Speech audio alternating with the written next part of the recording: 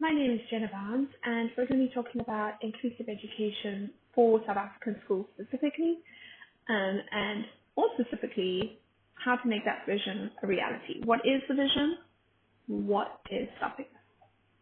So inclusion essentially is, if you imagine a classroom where every single child, regardless of their background, their ability, their needs, feels like they belong and are supported to succeed.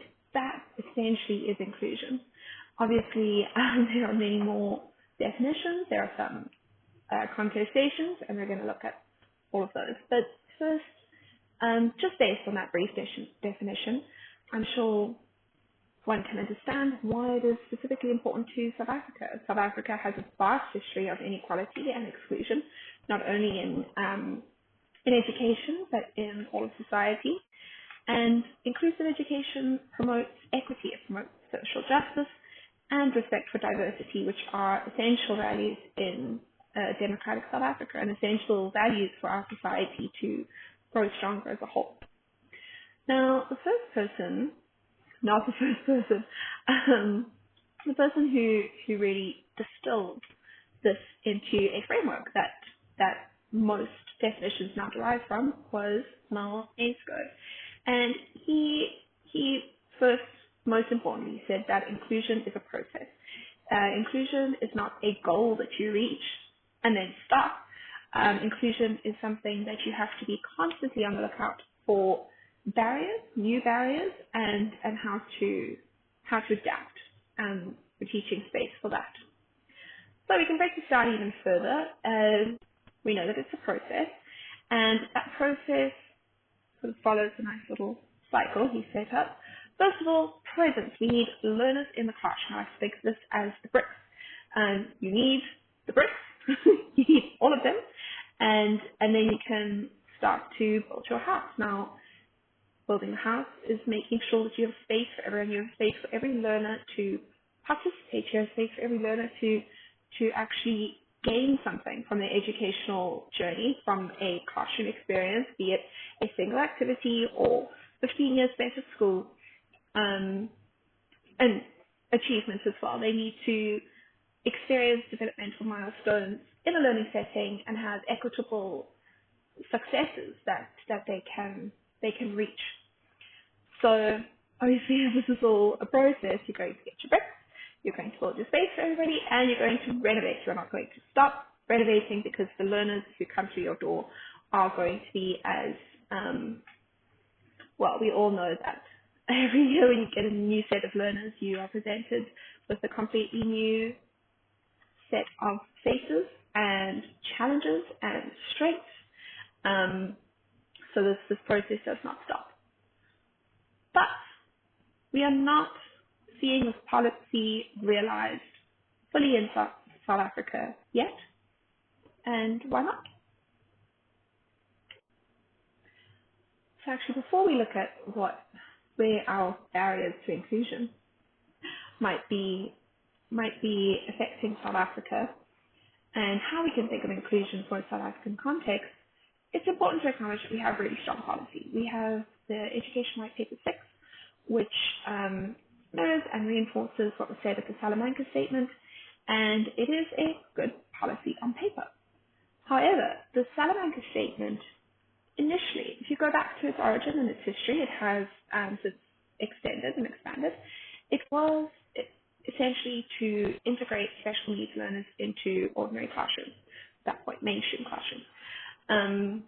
So there's an obvious bias here. There's quite a narrow view of inclusion here, and as much as it may have changed over the years, we are still getting echoes of that bias. It is a global north bias. We are in the global south, and so we cannot expect a definition or a recipe coming from a totally different continent, a totally different place in the world, with different barriers to learning to fit perfectly in a South African context. Now, one of the scholars to recognize this was Elizabeth Walton, and with Petra Engelbrecht, she said that South Africa is locked into a medical deficit path. So we are depending on definitions that perhaps do not serve us very well, and it is affecting how we classify and categorize learners who need support. So the solution to this, or another possible definition, is bringing in a more local perspective, bringing in a definition that could actually work for South Africa. And this is where we hear from scholars like Kofu, Partha, who have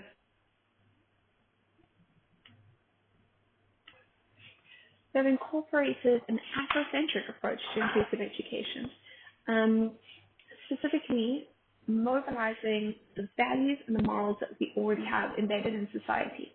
This is where Ubuntu comes in. So the values of Ubuntu are actually very closely mirrored in the values that we would want to see in inclusive education. This is community-mindedness, interconnectedness, kindness, respect, diversity. All of these things are essential for the success of inclusive education.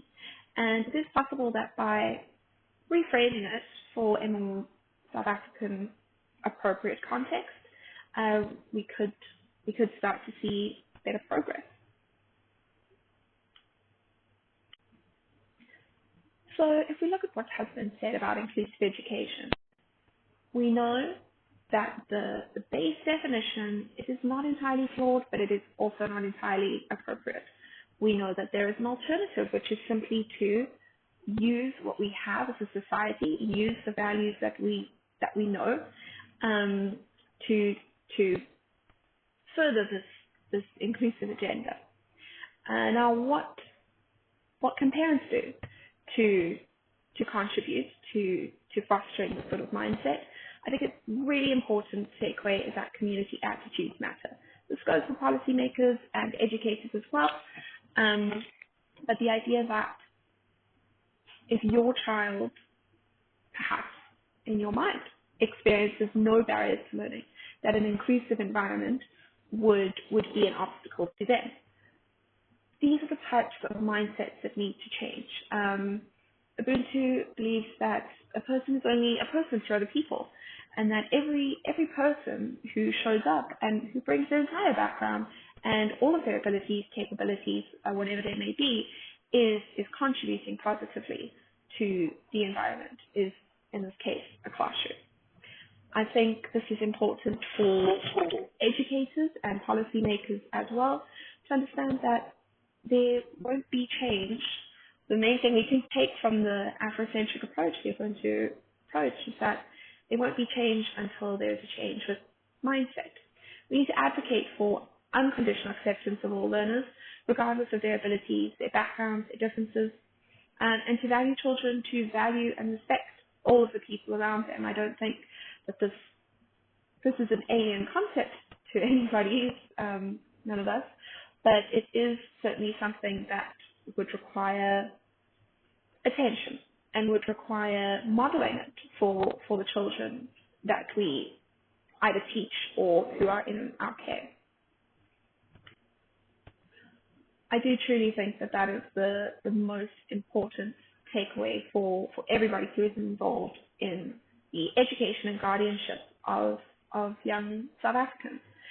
Your approach, your own attitude towards this is major. It is a game player in the room. Especially to parents, if you have your learner, your child who goes to school and who comes home and now knows some sign language, that can only be a benefit to your child, even if it is not a specific barrier that they experience, but they need to learn. It will only promote a stronger future for all of us. So, inclusive education, we know what it is. We know how it would have to change for a South African context, and I don't think it is too optimistic to say that we know that it is possible. Thank you.